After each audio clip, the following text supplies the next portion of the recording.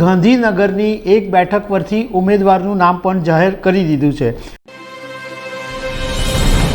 નમસ્કાર દર્શક મિત્રો, ગઈકાલે અયોધ્યામાં રામ મંદિરની પ્રાણ પ્રતિષ્ઠાનો કાર્યક્રમ પૂરો થયો અને બીજે દિવસે એટલે કે 23 જાન્યુઆરીએ મંગળવારે ભાજપે ગુજરાતથી લોકસભાની ચૂંટણીનું રણસીંગું પણ ફૂંકી દીધું છે।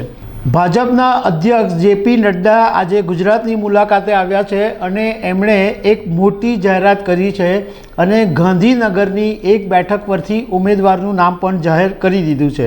તો એના વિશે તમારી સાથે વાત કરીશું।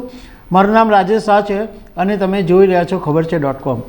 દર્શક મિત્રો, લોકસભાનો કાર્યકાળ જૂન મહિનામાં પૂરો થાય છે અને હવે 2024માં લોકસભાની ચૂંટણીની ગમે ત્યારે જાહેરાત થઈ શકે છે। સંભવતઃ માર્ચ મહિનાની અંદર નોટિફિકેશન આવે એવું કહેવામાં આવી રહ્યું છે, પરંતુ ભારતીય જનતા પાર્ટીએ તો ઘણા સમયથી લોકસભાની ચૂંટણીની તૈયારી કરી જ દીધી છે।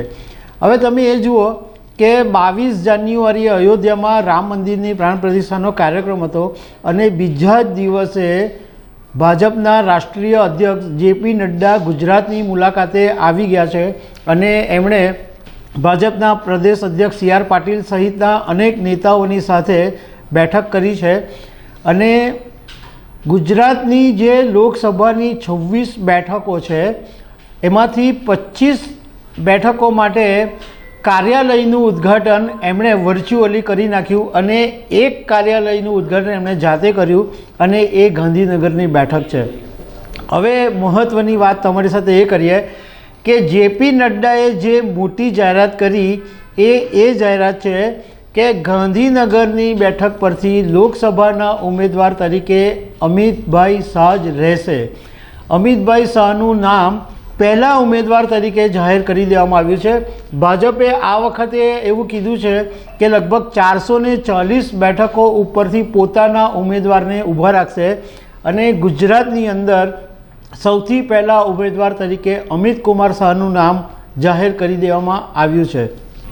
એ ઉપરાંત જેપી નડ્ડાએ ચૂંટણીના માટે 3 લોકોને મહત્ત્વની જવાબદારી સોંપી છે। એક ઓબીસી મોરચાના અધ્યક્ષ તરીકે મયંક નાયકને જવાબદારી આપવામાં આવી છે, જ્યારે ગાંધીનગરની બેઠકના સંયોજક તરીકે ધારાસભ્ય હર્ષદ પટેલને જવાબદારી સોંપાઈ છે અને સહસંયોજક તરીકે અમદાવાદ જિલ્લાના પ્રમુખ નવદીપ ડોડિયાને આ જવાબદારી સોંપવામાં આવી છે। હવે અમિત શાહ 2019ની અંદર સાંસદ તરીકે ચૂંટાયા હતા અને એમણે તે વખતે 5,55,000 કરતાં વધારે મત મેળવ્યા હતા। આ પહેલાં 2014ની અંદર આ ગાંધીનગરની જે બેઠક છે એની ઉપરથી એલકે અડવાણી ચૂંટણી લડતા હતા અને એલકે અડવાણી 2014ની અંદર જીત્યા હતા, પરંતુ 2019ની અંદર કેન્દ્રીય ગૃહમંત્રી અને ભાજપના દિગ્ગજ નેતા અમિત શાહને આ ટિકિટ આપવામાં આવી હતી અને ફરીથી એક વખત 2024માં એમનું નામ જાહેર કરી દેવામાં આવ્યું છે।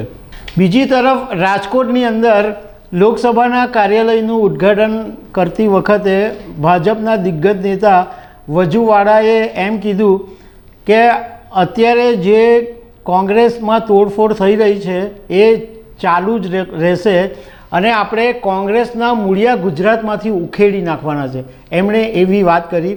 સાથે સાથે એમણે એમ કીધું કે ભાઈ આપણે તો એક બેઠકથી વિધાનસભાની શરૂઆત કરેલી, આજે 156 બેઠકો પર પહોંચ્યા છે, પરંતુ આપણે આ ગાડી જે છે એ અવિરત ચાલુ રાખવાની છે। દર્શક મિત્રો, બીજી તરફ ઇન્ડિયા ગઠબંધન હજુ તો ઘણી બધી ગડમથલમાં છે। રાહુલ ગાંધી યાત્રા ઉપર છે, બીજી તરફ બિહારના નીતિશ કુમાર બીજો ચોક્કો બનાવી રહ્યા છે, મમતા કઈ દિશામાં જાય છે, અરવિંદ કેજરીવાલ કઈ દિશામાં જાય છે, આ બધું ઇન્ડિયા ગઠબંધનનું હજુ તો સીટ શેરિંગનું કોઈ ફાઇનલ નથી થયું અને બીજી તરફ ભાજપે પોતાના એક ઉમેદવારનું નામ પણ જાહેર કરી દીધું છે। તો દર્શક મિત્રો, આવી અનેક વાતો સાથે અમે તમને મળતા રહીશું। Thank you very much.